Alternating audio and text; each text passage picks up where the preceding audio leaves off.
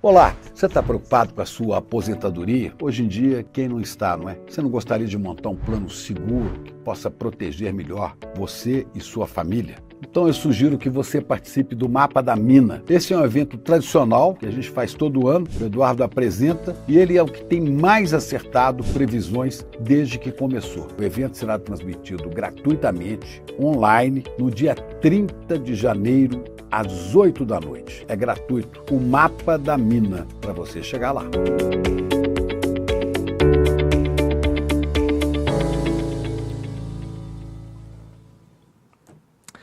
Muito bem, pessoal, estamos começando o Desperta de hoje, 23 de janeiro, 7h01 da manhã. Muito bom dia, muito obrigado para quem já está por aí no nosso chat. Vai chegando, vai deixando o seu like, vai dizendo de onde você está assistindo a este programa. Você pode ter claro aí no chat em várias redes sociais, mas estamos ao vivo, claro, em todas elas, nas mais relevantes, né? Mas principalmente lá nos nossos canais do YouTube, lá no canal do Eduardo Moreira, no canal do Leandro Demore e no canal do ICL Notícias. Muito bom dia, muito boa tarde, muito boa noite, muito boa madrugada para quem está em outro fuso horário também. Tudo bem aí, Alex? Hoje o Caio me abandonou, me deixou só. Tudo ótimo, bom dia, pessoal. Que bom, bom dia. Vamos lá então, né?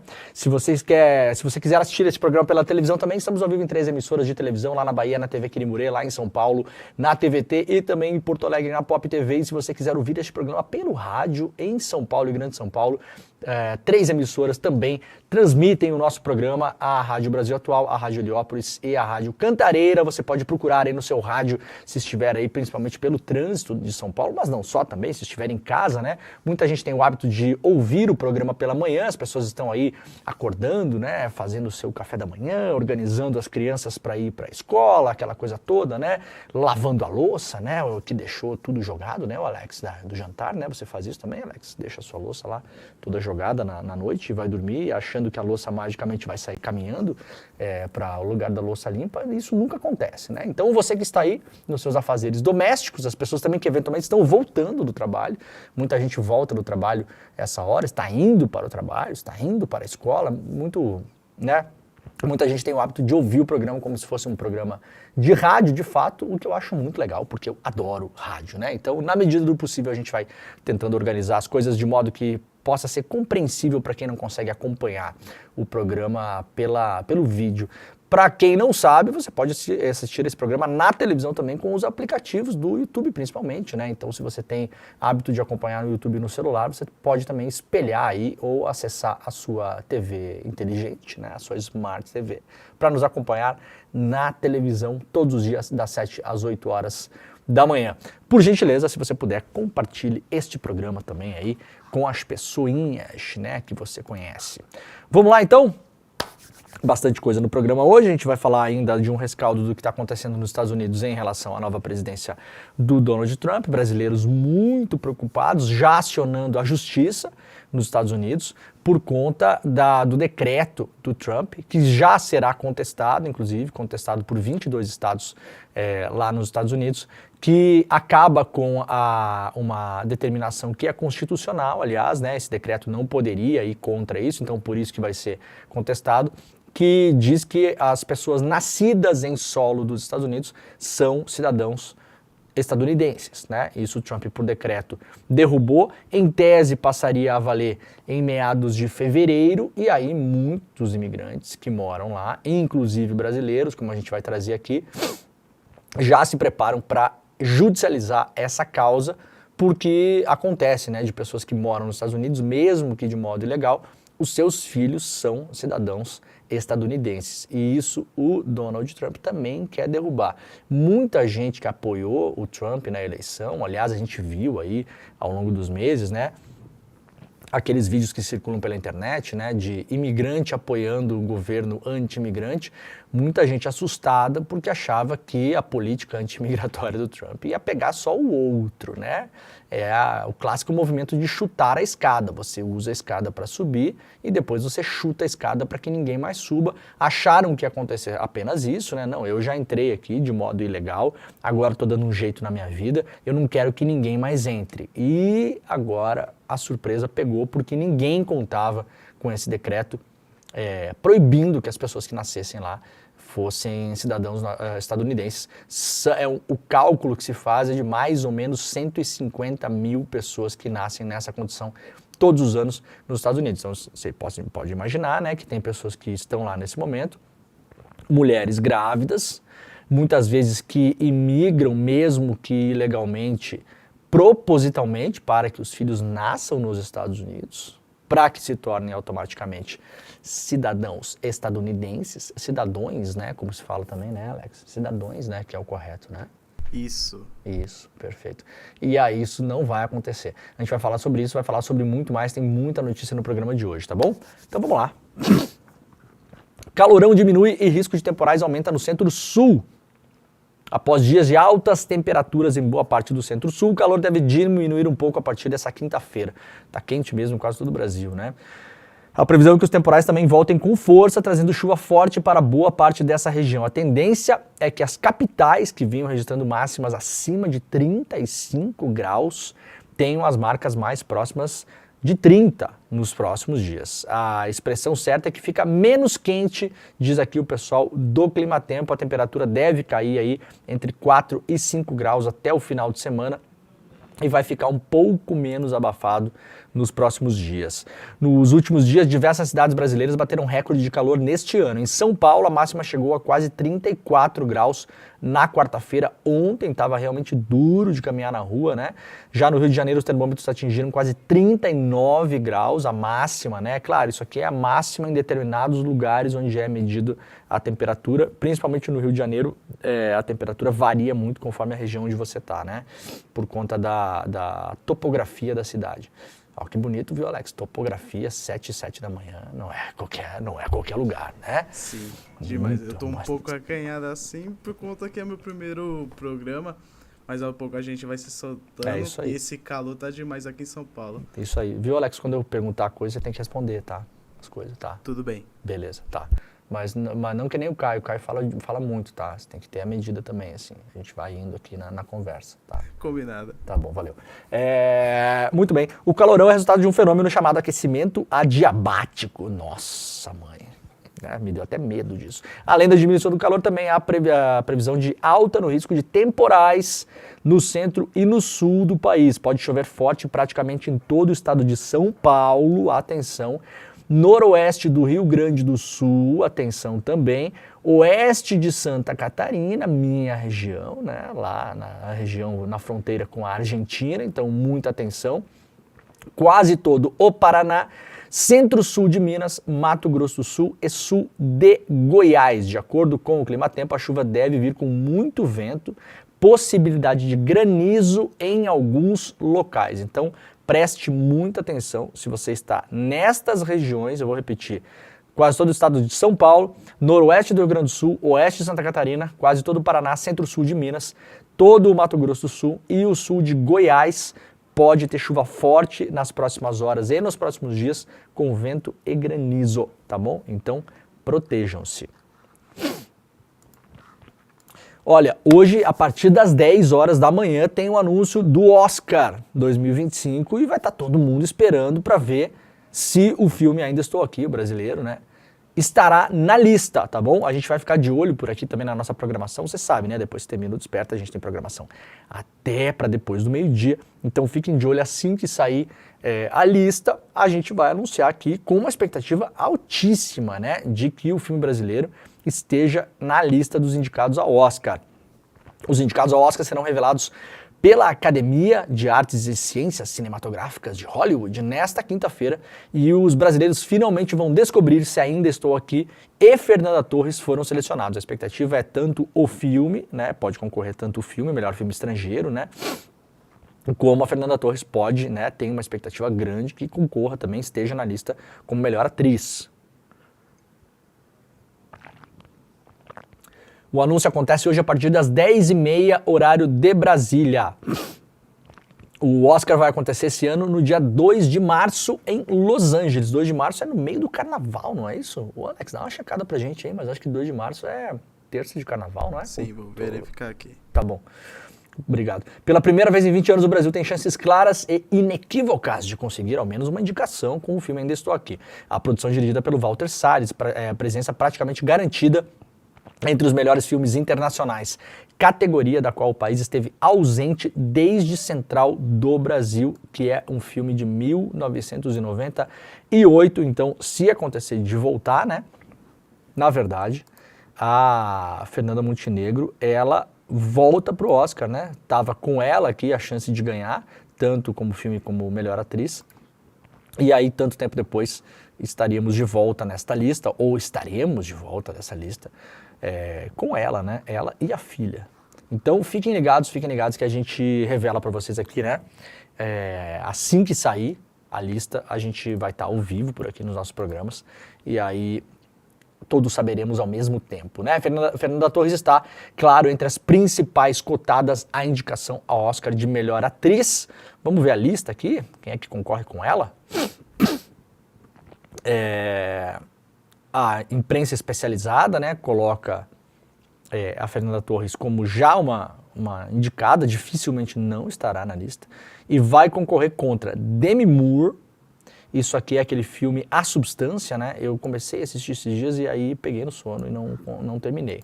Mas não por conta do filme, o filme me pareceu bom de fato, né? Mickey Madison, pelo filme A Nora, este filme eu não assisti. Carla Sofia Gascon, também, personagem do filme Emília Pérez, que é um forte concorrente, né? Cynthia Erivo, pelo filme Wicked. Angelina Jolie, pelo filme Maria. Nicole Kidman, pelo filme o drama erótico Baby Girl. Pamela Anderson, The Last Showgirl. E Marianne Jean-Baptiste também concorre aí pelo filme Hard Truth. Esse aqui não estreou no Brasil ainda, eu acho, né? Acho que ainda não. Então é uma concorrência de peso aí, vários nomes conhecidos, né? Estaremos aqui ligadas. Demorei. Oi. Eu verifiquei aqui no Google, fala que o Carnaval de 2025 acontecerá nos dias 1º até o dia 4 de março. Então vai ser no meio do Carnaval o Oscar, né? Vai ser na primeira semana de março. Então tá, muito bem. O G1 fez lá um levantamento, né, para ver quantas vezes o Brasil foi indicado ao melhor filme internacional. As produções nacionais já estiveram na lista do Oscar 13 vezes. A primeira vez foi em 1960 com o filme Orfeu Negro e a última foi em 2020 com o documentário Democracia em Vertigem. Muito bem. Vamos lá para o G1, uma notícia também que ganhou bastante as redes sociais ontem, né? Chamou bastante atenção. Picanha que estragou em enchente no Sul estava à venda 8 meses depois em uma empresa que comprou para fazer ração. Uma peça de picanha que estava entre as 800 toneladas de carne estragada que tinha ficado submersa durante a enchente histórica do Rio Grande do Sul, para uma empresa do Rio de Janeiro que ainda estava comercializada no mercadinho do frigorífico em Três Rios nesta quarta-feira. Mas não é possível, cara. Como que a picanha está há 8 meses? Os caras deixaram o negócio congelado esse tempo todo? A empresa Tem de Tudo Salvados arrematou as 800 toneladas com o argumento de transformar o material estragado em ração para animais, mas a investigação mostrou que a carne foi maquiada e vendida como própria para consumo. 4 pessoas ontem foram presas. As investigações começaram depois que a empresa que realizou a venda procurou a polícia para dizer que notou ter comprado carne estragada de volta, como se estivesse boa e própria para consumo humano. Agora a polícia tenta localizar as outras empresas que compraram a carne sem saber que era um produto impróprio. Essa empresa, né, é autorizada a fazer o reaproveitamento de produtos vencidos e alegou aos produtores gaúchos que a mercadoria seria transformada em ração. Mas a polícia apurou que pacotes de carne bovina, suína e de aves que estavam estragadas foram postas à venda em açougues e mercados em todo o país.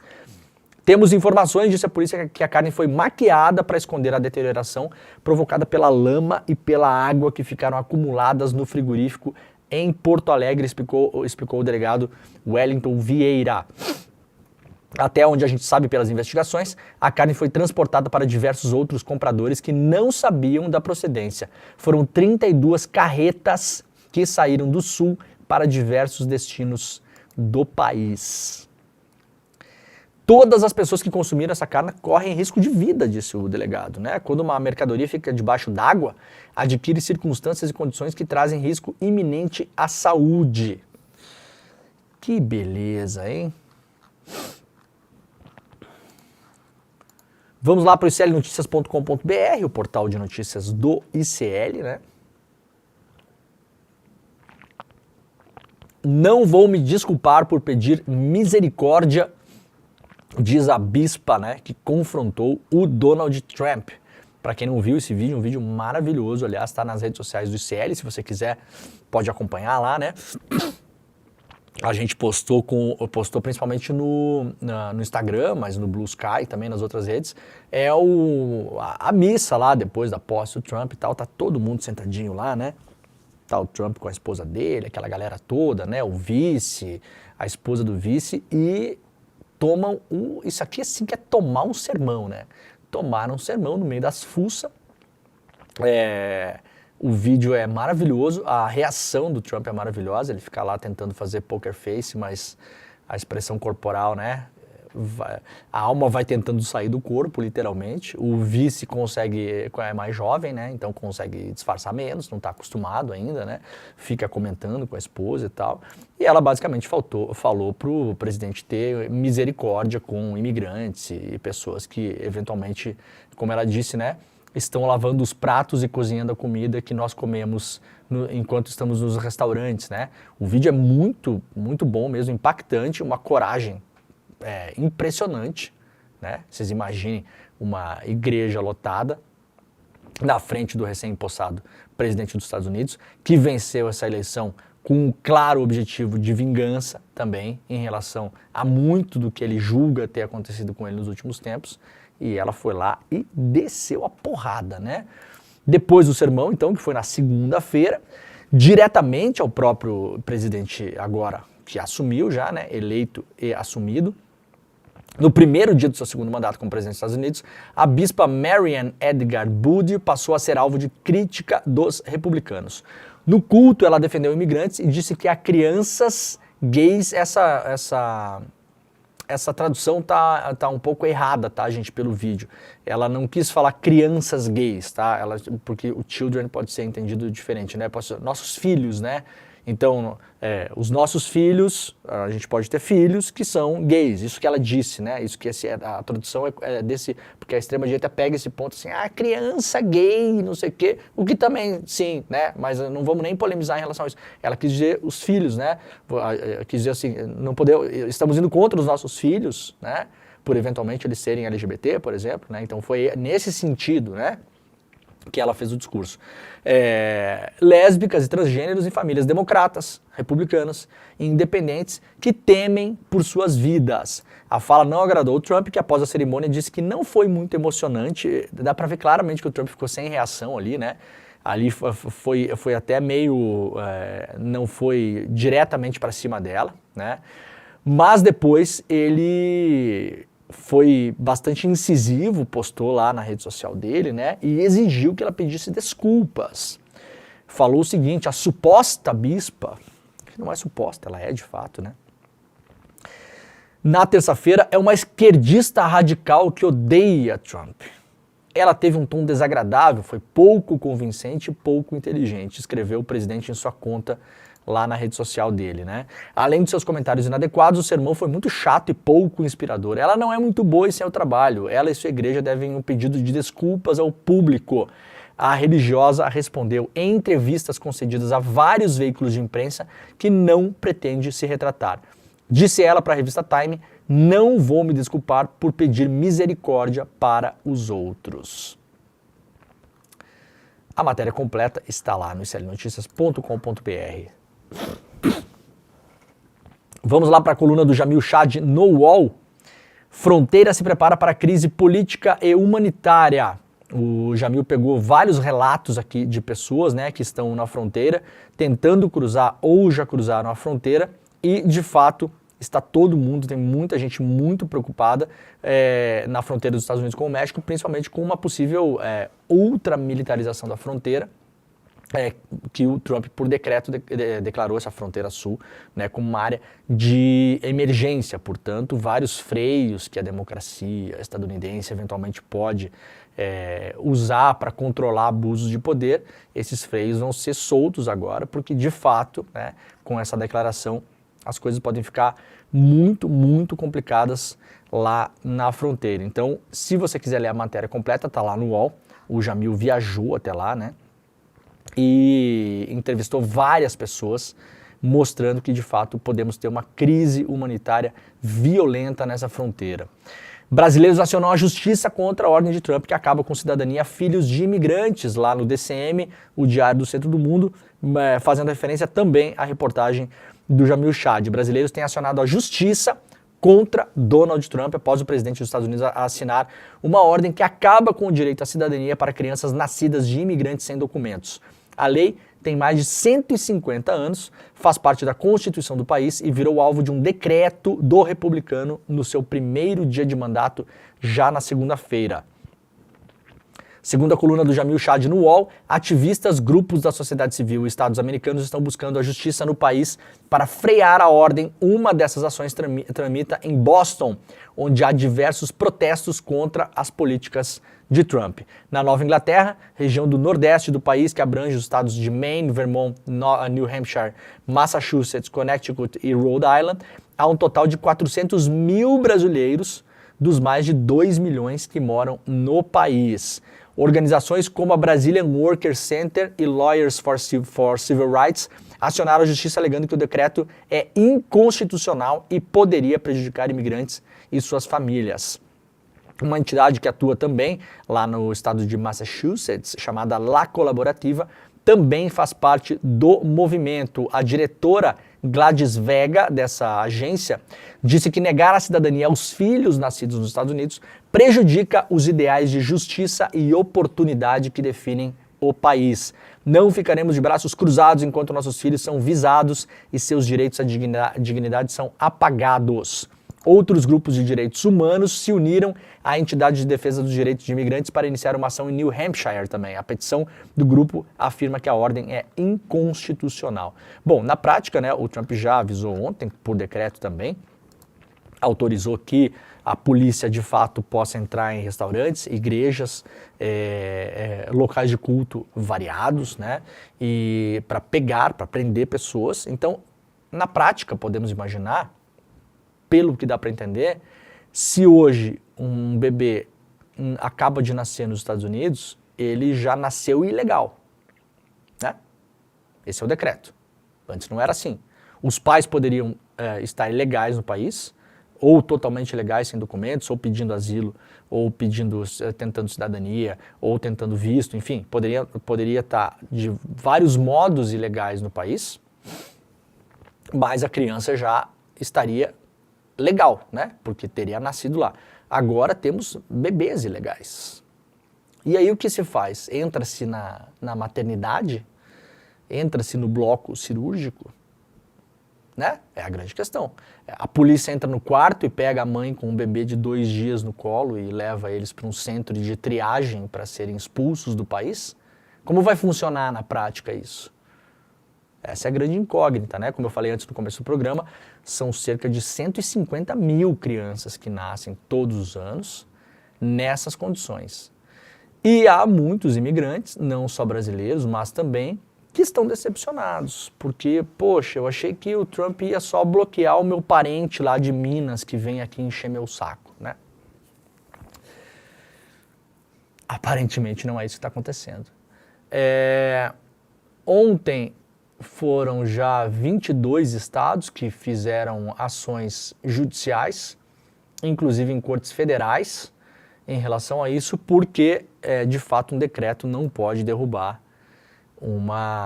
um texto constitucional. Se eu não me engano, é a 14ª emenda da Constituição dos Estados Unidos. Mas isso aí vai andar agora, né? Não é como apertar botões. Vai demorar para a gente ter uma resolução em relação a isso. Seguindo nos Estados Unidos, uma invasora do Capitólio, lá do 6 de janeiro, recusou o perdão de Trump e falou: estávamos errados. A condenada Pamela Hanfield, que participou da invasão do Capitólio nos Estados Unidos em 6 de janeiro de 2021, criticou o perdão dado pelo presidente Donald Trump nesta semana. A Pamela se declarou culpada, foi condenada a 60 dias de prisão e ela disse em uma entrevista à BBC que não deveria haver perdão. Disse ela: estávamos errados naquele dia. Aceitar um perdão seria um insulto aos policiais do Capitólio, ao Estado de Direito e, claro, à nossa nação. Entre os invasores soltos estão lideranças de milícias de extrema-direita dos Estados Unidos, entre eles Stewart Rhodes, ex-líder do grupo Oath Keepers e um dos organizadores do ataque. O perdão de Trump atingiu 1.500 réus e causou indignação entre parlamentares que estiveram em perigo no 6 de janeiro e também entre policiais, porque vários policiais foram atacados, né, violentamente contra esses golpistas nos Estados Unidos. Então o Trump, portanto, perdoou bandidos que atacaram policiais. Isso causou lá um problema, né, entre vários policiais. A tentativa foi como a tentativa aqui no Brasil, né, de contestar as eleições e derrubar a vitória na época do Joe Biden. Essa invasão do Capitólio ela foi inicialmente inflamada pelo Trump. Depois que ele viu que a coisa ficou feia, ele voltou atrás, falou para as pessoas voltarem para suas casas, não fazerem isso, não fazerem aquilo, né? Mas aí já era tarde demais. Então, pelo menos uma das pessoas que poderia, aliás, se beneficiar disso, porque a condenação dela de 60 dias, claro, já foi cumprida, mas há outras condenações civis também, quando acontece um tipo de coisa de condenação criminal como essa, né? Você pode, eventualmente, não pode mais participar de concursos públicos, não pode participar de eleições, né, não pode ter acesso a fundos, enfim, tem uma série de impedimentos aí, mas ela falou: não, estávamos errados de fato, né, então não aceitarei esse perdão, seria um insulto aos policiais do Capitólio, disse ela ontem em entrevista à BBC. Elon Musk lança dúvidas sobre mega projeto de inteligência artificial apoiado por Trump. A gente falou sobre isso ontem aqui, né? Um projeto que foi prometido uma entrega de grana, aí uma boa parte desse dinheiro público, claro, porque você sabe, os Estados Unidos é fortemente financiado por dinheiro público, ao contrário do que pensam muitos idiotas, inclusive pelo Brasil, né? Que tem uma plantação incrível de idiotas.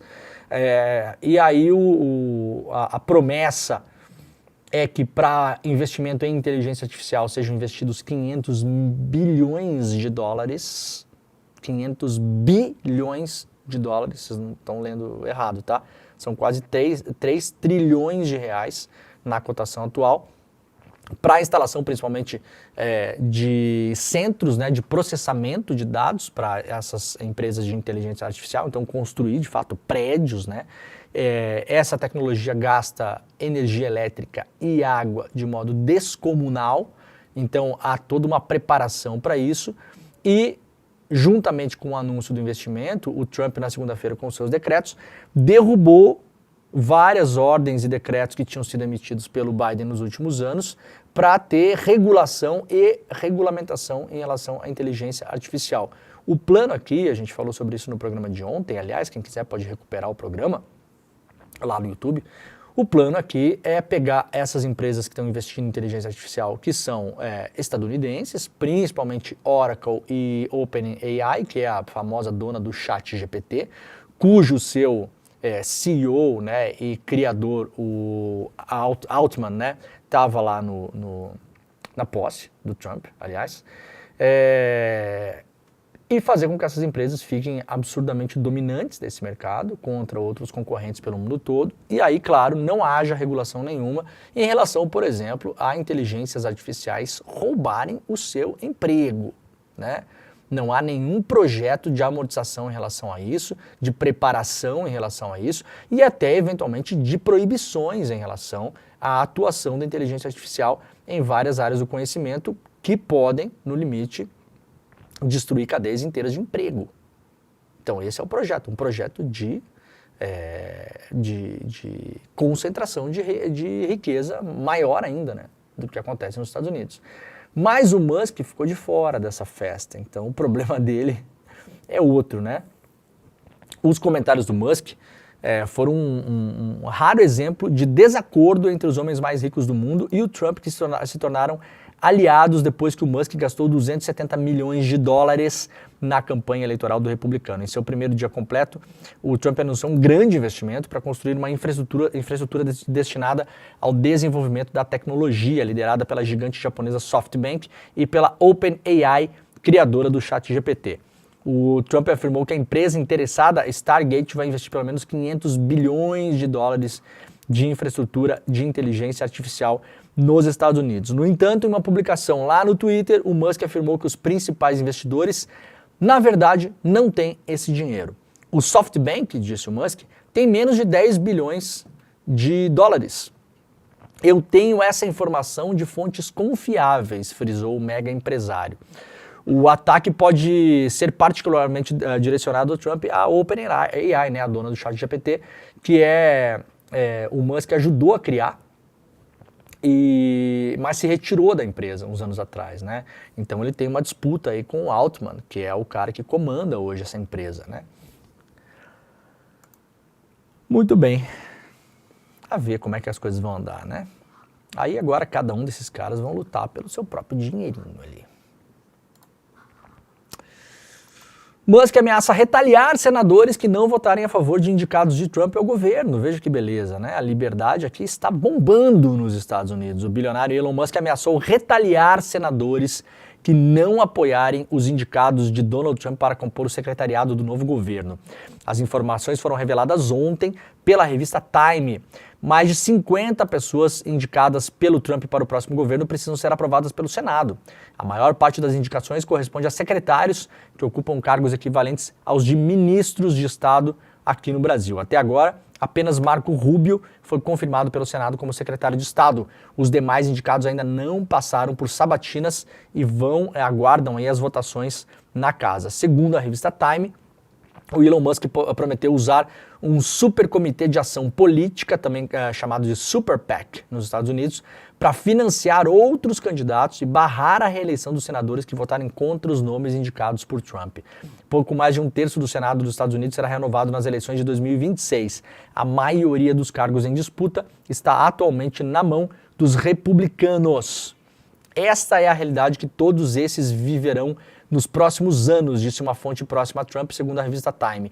Todos acabam entrando na linha no final das contas. Ou seja, o Musk está ameaçando os caras com grana, né? Tá falando, olha, se vocês não fizerem o que a gente quer aqui, eu vou pegar toda a grana do mundo que eu tenho, né, para comprar voto, financiar a campanha e tirar vocês do Senado. Essa é a ameaça que está sendo feita lá, né? Esse Maduro, né? Não tem jeito, né, gente? Ah, não é Maduro. Perdão, tá bom. Big Techs recusam convite de audiência pública do governo para tratar de regulação. Isso aqui no Brasil, né? As plataformas de redes sociais, as assim chamadas Big Techs, como eu odeio esse nome, cara. As agências de publicidade, né? Facebook e tal, não sei o quê, não compareceram à audiência pública promovida pelo governo Lula nesta quarta-feira para tratar da regulação e políticas de moderação das redes sociais. Tinham sido chamadas para o encontro as empresas Alphabet, que é o Google e o YouTube, Discord, Kawaii, LinkedIn, Meta, TikTok e Twitter. A ausência foi anunciada pelo advogado-geral da União, Jorge Messias, na abertura do encontro, que afirmou que a abertura para o diálogo permanece, ainda que as empresas não tenham aceitado o convite. Antes disso, o ministro afirmou que não há pré-julgamento do governo a respeito de nenhuma dessas empresas. Disse ele, as plataformas foram convidadas e preferiram não participar dessa audiência. É uma opção, nós respeitamos. Isso não interdita o diálogo, que está sempre aberto. Recebi, inclusive, o contato de algumas plataformas manifestando interesse em continuar colaborando com o governo, afirmou Messias. Mandaram o tradicional, na volta a gente compra, né? O objetivo das audiências públicas sobre a regulação e políticas de moderação é justamente levar esse material para o Supremo Tribunal Federal. O que está acontecendo aqui, né? Não tivemos aprovação de regulação no Brasil, o famoso PL 2630, que vocês já me ouviram falar 6.000 vezes aqui, e vou repetir mais 6.000.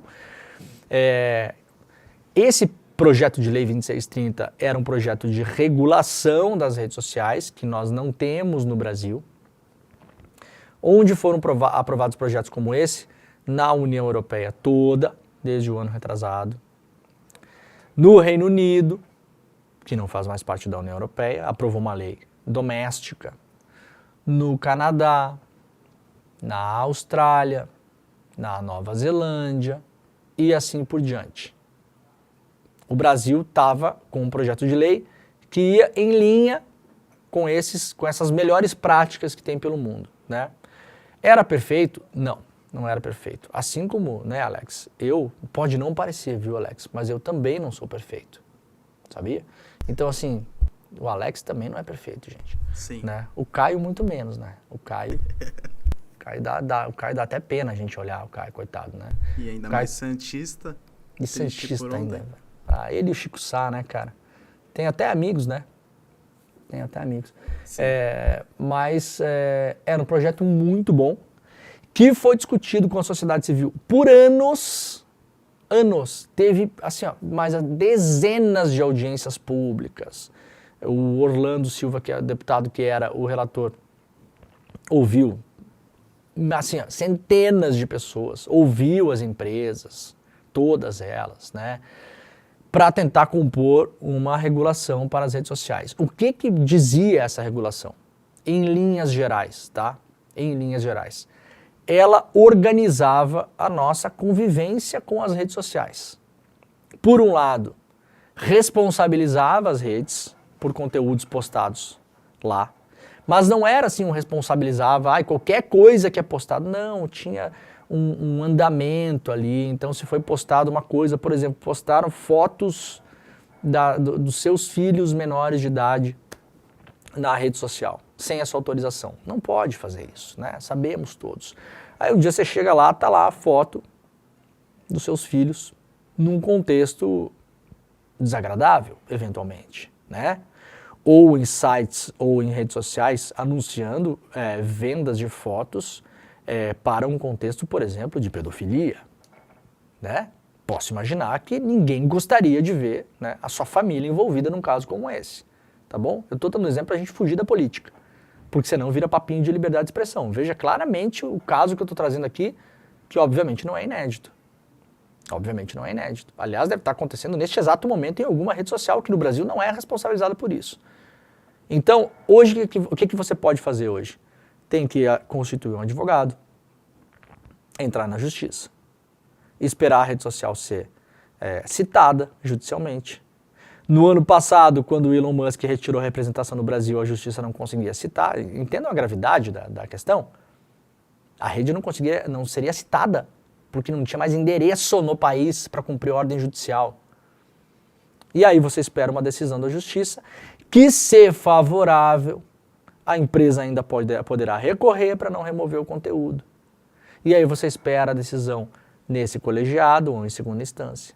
E aí a decisão, se favorável, a empresa terá um prazo para cumprir e aí finalmente retirará as fotos dos seus filhos que estão publicados em uma rede social, nesse contexto hipotético aqui, para vender material ligado à pedofilia. Quanto tempo leva isso? Meses, talvez anos. Não é? É assim hoje. O PL criava uma linha rápida para se resolver isso. Então ele obrigava as empresas a responder o usuário que faz uma denúncia. Então você tinha que chegar lá no Facebook e ter um canal claro de comunicação com o Facebook. Você pegar o post e enviar para eles e falar: esse post precisa ser removido pelo motivo A, B ou C. Pelo projeto de lei, a empresa teria um tempo determinado para responder ao usuário. O usuário poderia recorrer caso a decisão não fosse do seu agrado, por exemplo. Então você criava regras. O que é que isso tem a ver com censura? Absolutamente nada. Vocês entenderam o que é o PL 2630? Porque é brabo, né? As pessoas não têm tempo para ler essas coisas, né? Isso era o PL 2630. Não tem absoluta... Eu já pedi para todo mundo que fala que era o PL da censura me mandar a linha onde está a censura lá no PL. Eu falo isso. Eu falo... não, mas era para censurar. Eu falo, me manda a linha, o texto, o lugar onde está no projeto de lei. Para você me explicar onde ali fala em censura. Pelo contrário, isso protegeria, inclusive, esses vagabundos da extrema-direita aí. Os Alan dos Santos da vida, os Oswaldo Eustáquio, os protegeria, porque eles não teriam, por exemplo, os seus canais tirados do ar arbitrariamente no YouTube, por exemplo, que aconteceu com alguns deles, né? O YouTube foi lá, viu que tinha um monte de fake news, um monte de coisa. Lá os caras estavam monetizando a destruição, né, do debate público, o YouTube foi lá e tirou do ar. A empresa toma a decisão, vai lá e tira do ar. Com o PL 2630, a empresa não poderia mais fazer isso, ela teria que comunicar ao dono do canal. O dono do canal teria um prazo para se explicar, poderia recorrer depois, tudo dentro de uma regra. Mas achamos por bem, como nação, não aprovar esse PL. O que está acontecendo agora? O STF vai debater isso, já está debatendo, aliás, para modificar o Marco Civil da internet. É o pior dos caminhos, mas aparentemente não tem jeito. O governo falou que vai voltar a discutir um projeto de lei para regular a internet no Brasil esse ano e ano que vem, que é ano eleitoral, duvido que aconteça. Então, esses debates promovidos pela AGU têm como intenção juntar a informação para levar para o Supremo Tribunal Federal. Olha, a gente pode debater se é a AGU que tem que fazer isso, se não é. A gente pode debater a ausência das redes sociais. Elas não vão entrar nesse debate de novo. Quando elas entraram com dinheiro, pagando pessoas para influenciar a opinião pública, usando de todo o seu poder para derrubar a votação do PL 2630, conseguiram, inclusive com aliados aí, influenciadores, jornalistas, da direita à esquerda, né? Money talks. Os caras compraram gente pra caramba para bombar o PL 2630 e conseguiram. Agora, não falta informação para o STF, gente. A gente sabe exatamente como funciona no resto do mundo.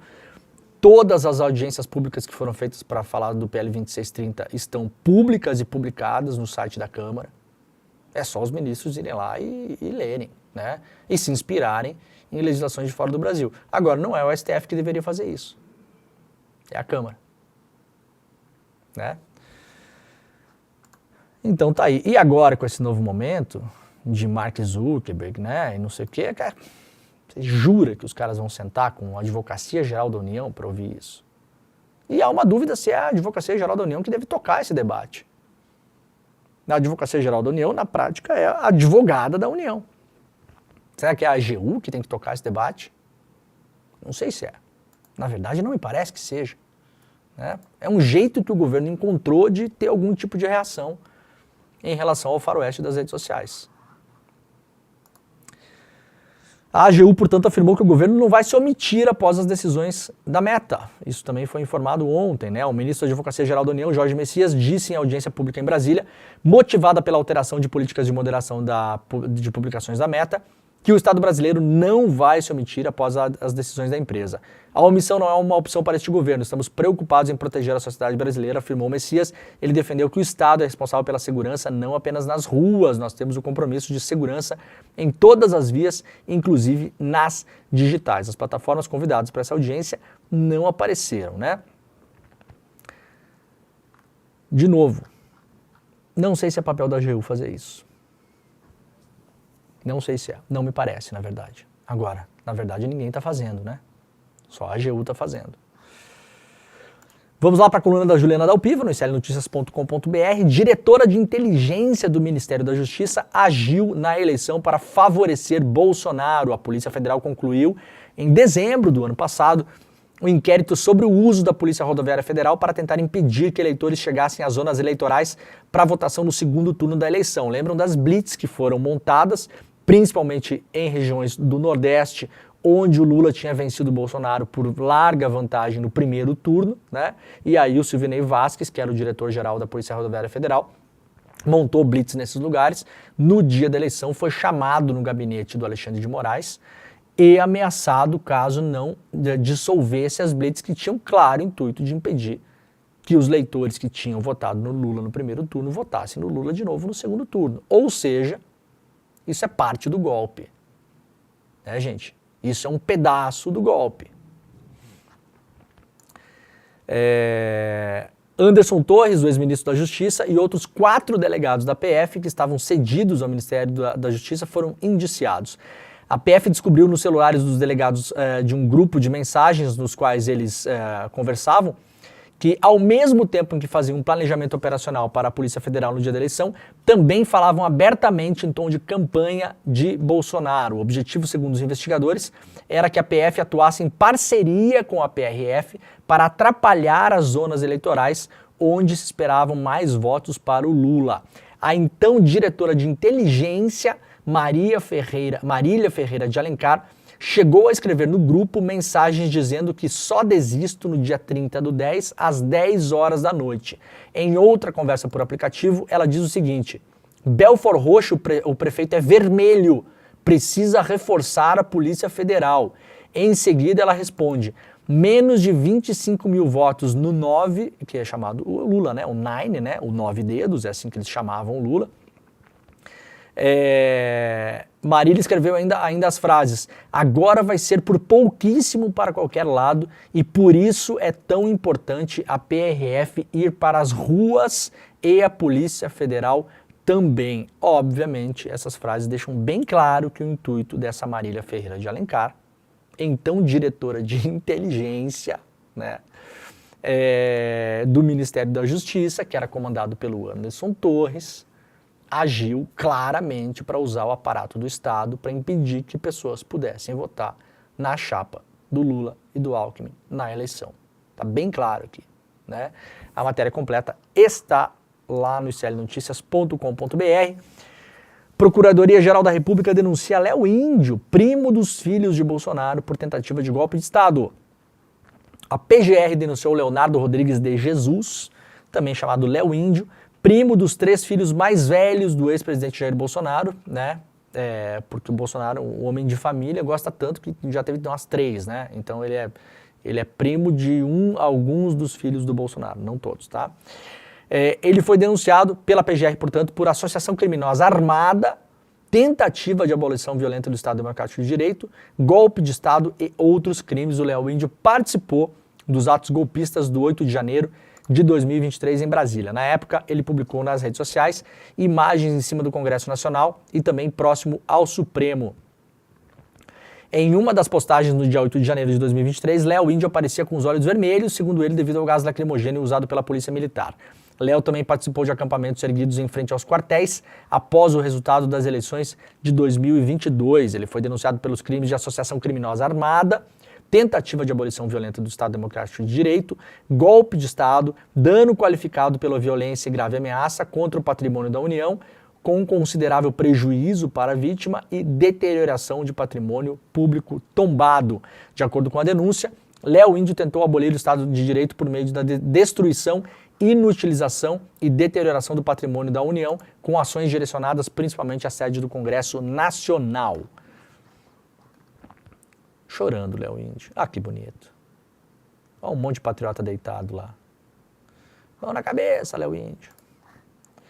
Primo dos Bolsonaro, denunciado pela PGR, Léo Índio se queixou em mensagens de abandono por parte do clã. Que surpresa, né? Denunciado pela PGR, né?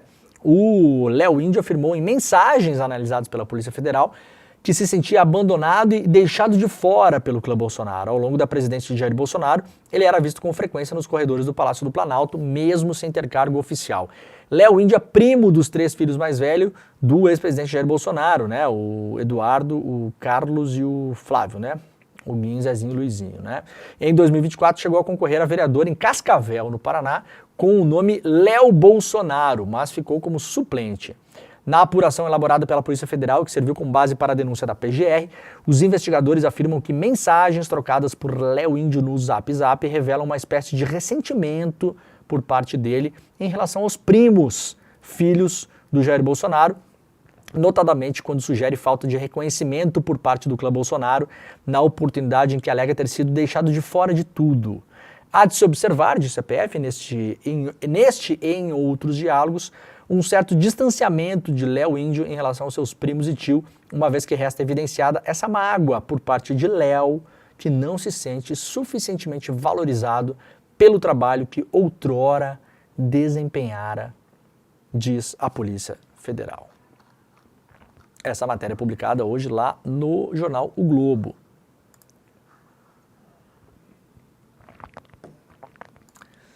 Reportagem agora super importante, publicada lá no UOL. O repórter Aguirre Talento diz o seguinte hoje. Polícia Federal vê vínculo das blitz da PRF, né? Essas blitz que foram criadas para evitar que as pessoas pudessem chegar na urna em regiões onde o Lula tinha obtido uma vitória eleitoral no primeiro turno, vê o vínculo entre essas ações e o plano de golpe do Bolsonaro. Nossa, não diga, né? A Polícia Federal apontou a existência de vínculo entre as investigações sobre o plano de golpe do ex-presidente Bolsonaro e os fatos investigados envolvendo uma suposta ação criminosa da Polícia Rodoviária Federal para impedir os eleitores do Nordeste de votar no segundo turno nas eleições de 2022. Essa conexão foi descrita no relatório final do inquérito que indiciou o ex-ministro da Justiça Anderson Torres e o Silvinei Vasquez, ex-diretor da Polícia Rodoviária Federal. Esse relatório foi enviado ao Supremo em dezembro e remetido ao Procurador-Geral da República, Paulo Gonet, para analisar o material em conjunto com as investigações do plano de golpe. Além de ter descrito atos criminosos envolvendo a cúpula da PRF, o relatório também apontou uma pressão de Anderson Torres, que então era ministro da Justiça, para que a Polícia Federal aumentasse o policiamento no dia do segundo turno, principalmente na Bahia, estado onde o então candidato do PT, Luiz Inácio Lula da Silva, tinha uma de suas votações mais expressivas. Essa investigação tramitou separadamente ao inquérito sobre o plano de golpe, discutido pelo ex-presidente Bolsonaro após sua derrota nas eleições. Para a Polícia Federal, entretanto, esse grupo pode constituir mais um núcleo criminoso do próprio plano de golpe, que envolveria a alteração criminosa do resultado das eleições. Um trecho do relatório final da Polícia Federal, publicado hoje lá no UOL pelo Aguirre Talento, diz o seguinte: os atos aqui descritos podem ser interpretados como parte da tentativa da abolição violenta do Estado Democrático de Direito e parte da tentativa de golpe de Estado previstos nos artigos 359L e 359M. Atos estes investigados, né, pelo Supremo Tribunal Federal, com um núcleo especialmente dedicado à alteração criminosa do resultado das eleições presidenciais. Portanto, isso tudo vai se juntar, né, ao julgamento da década que teremos, aliás, na expectativa que seja esse ano. Não sabemos ainda exatamente se vai conseguir, né, dar conta de tudo. A PGR precisa ainda oferecer as denúncias. Não sabemos quem exatamente vai ser denunciado, quem não vai ser denunciado, por quais crimes individualizados cada uma dessas figuras serão denunciadas. Isso vai depois para a Justiça, que pode aceitar ou não as denúncias, né? Então a gente tem ainda um caminho pela frente em aceitando as denúncias. Essas pessoas eventualmente então viram réus.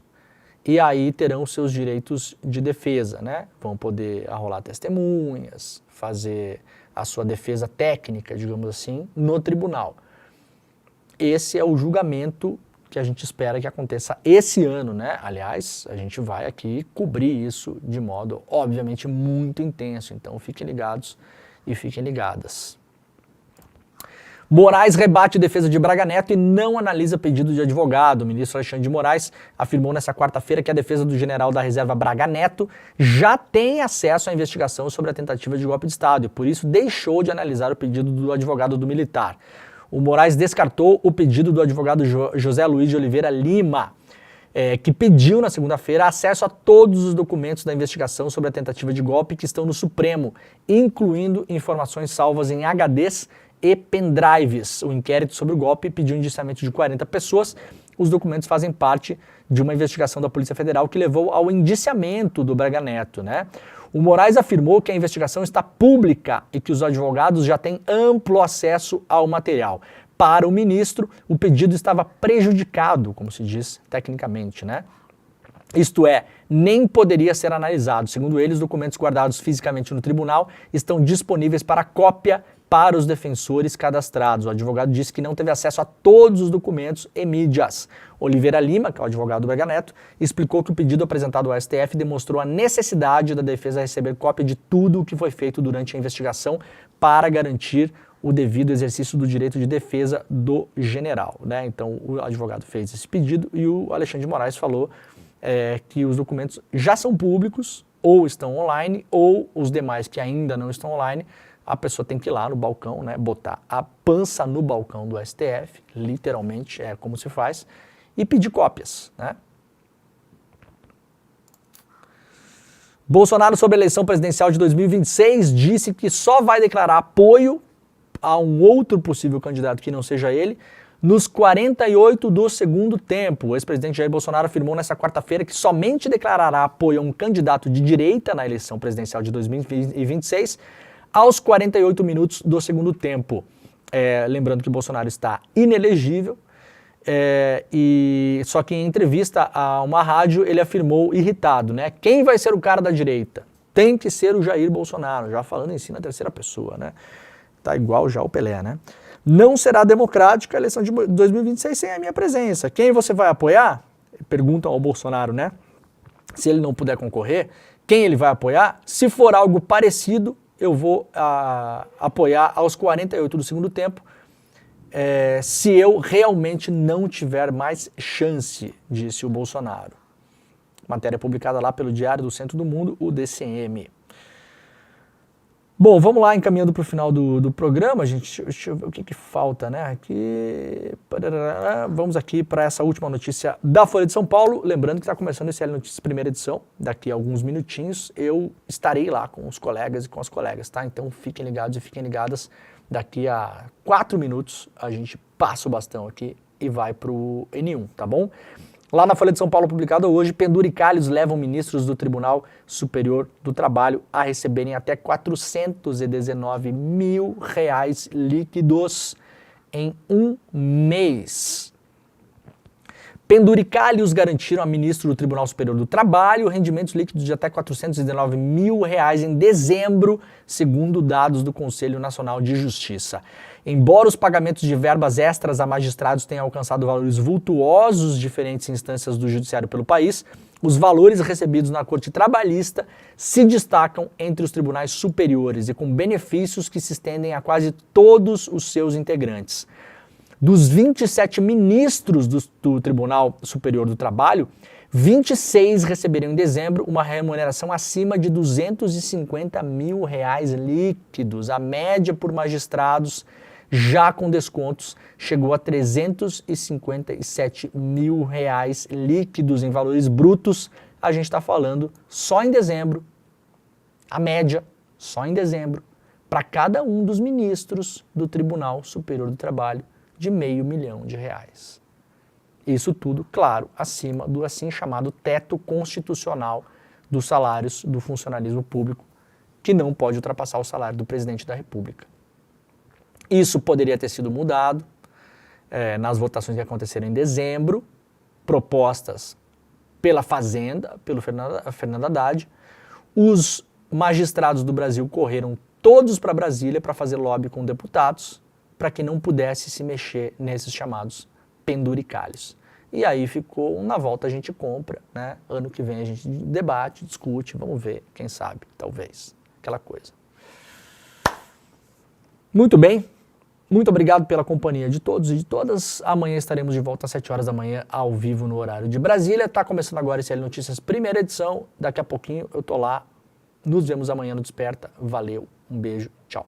Dólar acima de R$6 nas máximas históricas. Os juros projetados para chegar até 15% ao longo dos próximos meses. Níveis onde não estava há muito tempo.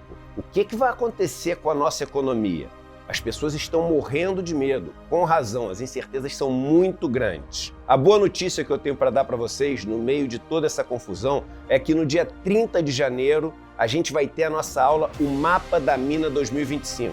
Um encontro onde eu faço um resumo de tudo o que está acontecendo no Brasil e no mundo numa linguagem muito simples e acessível, usando para isso os relatórios dos principais bancos, instituições, universidades, para vocês terem uma coisa sólida para poder se basear ao longo do ano. Eu faço também minhas previsões sobre o que eu acho que vai acontecer no ano, com a bolsa, com os juros, com o dólar, e isso ajuda muito as pessoas, porque a gente tem acertado muito nesse encontro que a gente fez ao longo dos últimos anos. Se inscreve agora e a gente se vê dia 30.